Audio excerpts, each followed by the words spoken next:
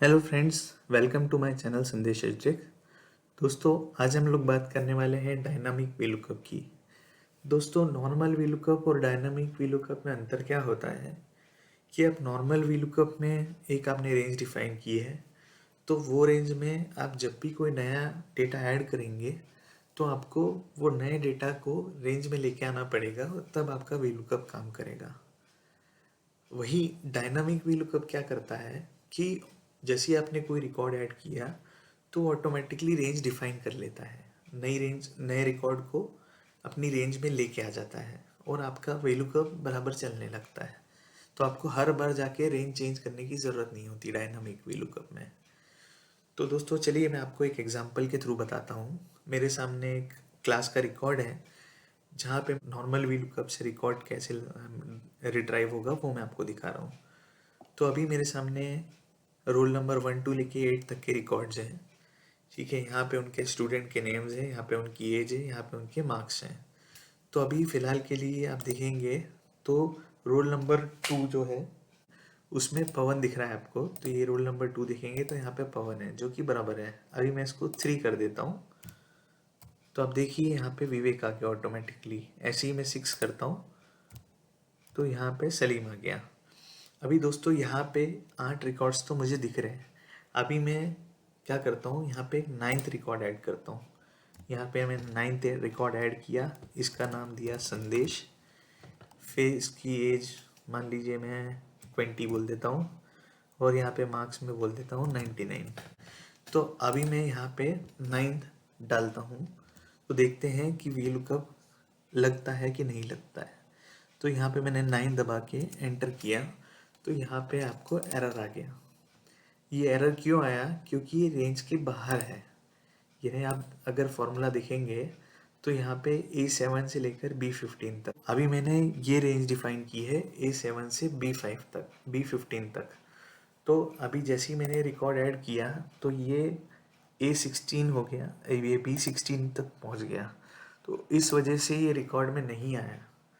तो ऐसे केस में क्या होता है कि आपको डायनामिक वीलुकअप काम आता है।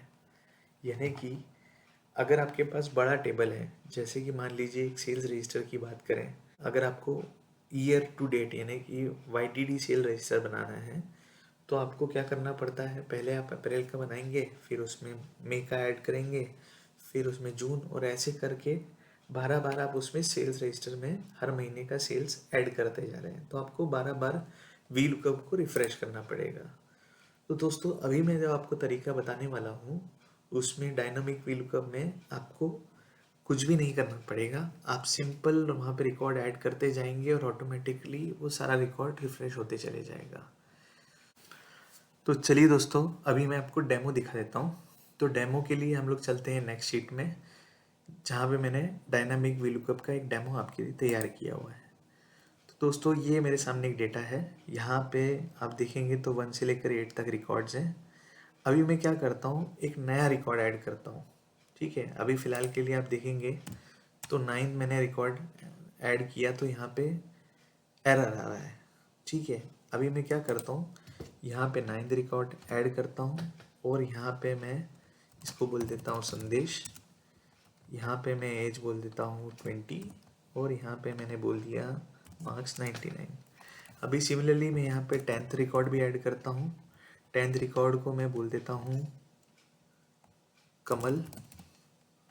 ठीक है, इसको मैं बोल देता हूँ 19 एज और मार्क्स बोल देता हूँ 80।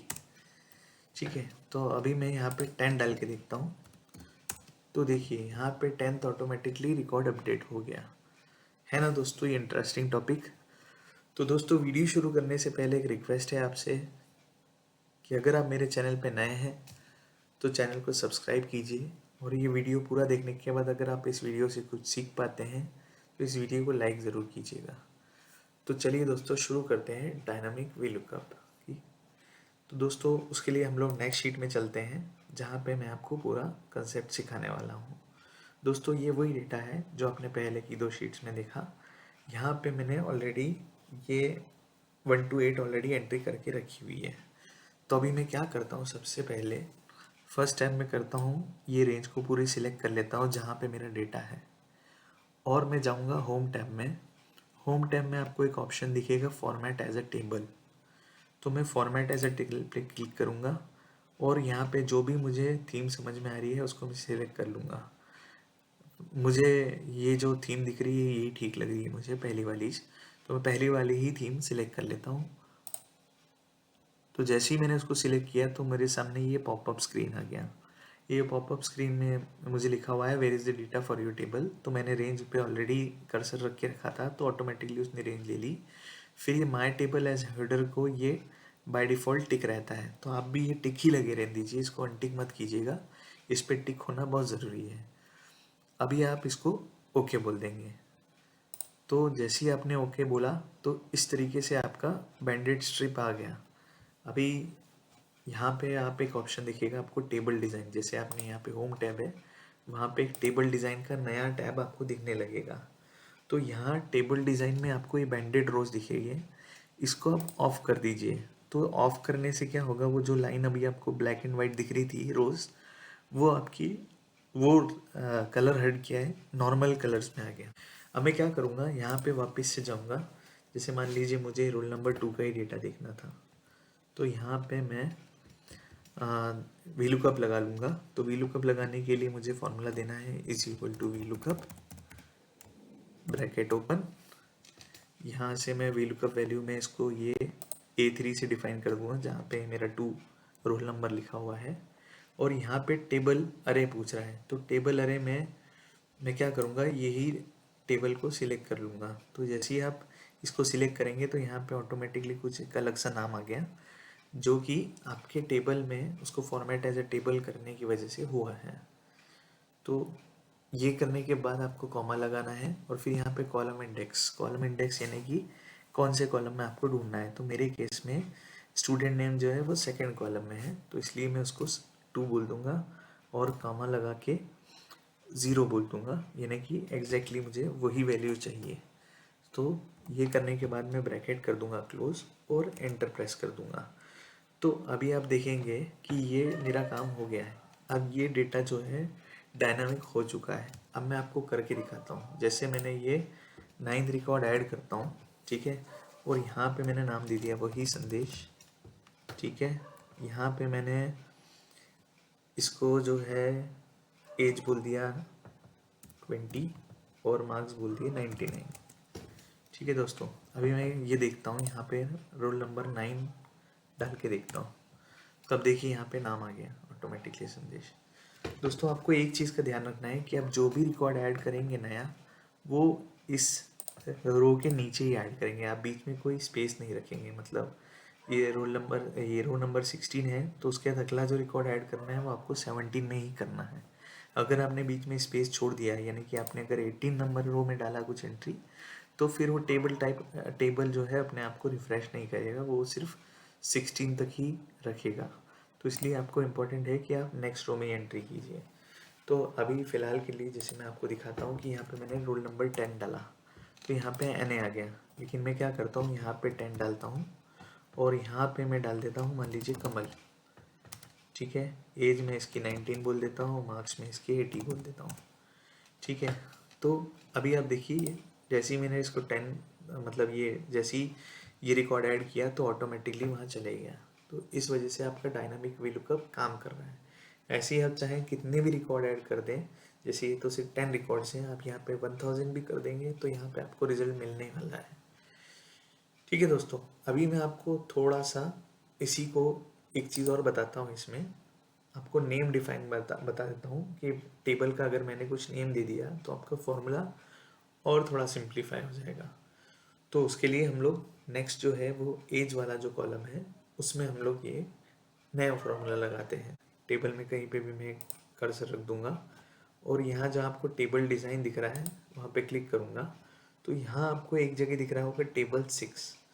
तो ये टेबल 6 को मैं एक नाम चेंज कर देता हूँ, इसका नाम मैं कर देता हूँ क्लास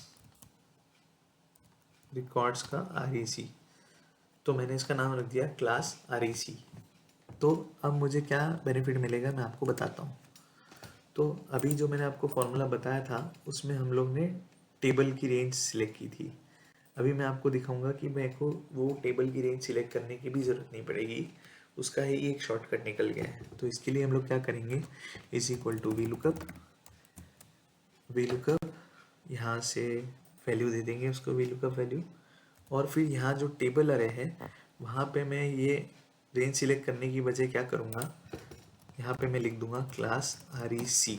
दोस्तों ये जैसे ही मैंने क्लास REC बोला वैसे ही वो उसने देखिए यहाँ पूरी रेंज ऑटोमेटिकली सिलेक्ट कर ली, मुझे कुछ अलग से करना ही नहीं पड़ा।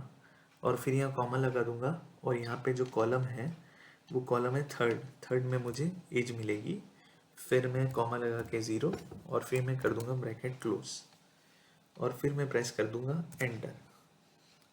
तो अभी आप देखिए ये काम मेरा हो गया। तो दोस्तों आशा करता हूँ आप डायनामिक वीलुकअप सीख पाए होंगे। दोस्तों वीडियो अगर आपको पसंद आया है तो लाइक ज़रूर कीजिए। दोस्तों मिलते हैं नेक्स्ट इंटरेस्टिंग टॉपिक में। Till then take care, bye bye.